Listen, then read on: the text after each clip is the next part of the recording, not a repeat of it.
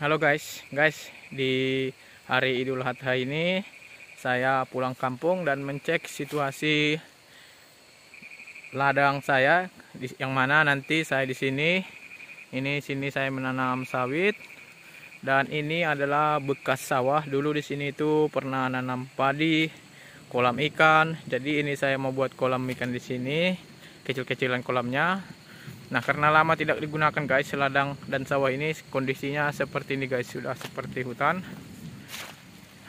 Nah, itu ada pohon durian guys, pohon aren, dan juga pohon durian, dan sana ada pohon karet guys, dan banyak pohon aren yang tumbuh guys.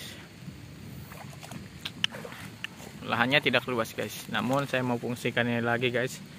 Saya mau nanam sawit dan buat kolam di sini.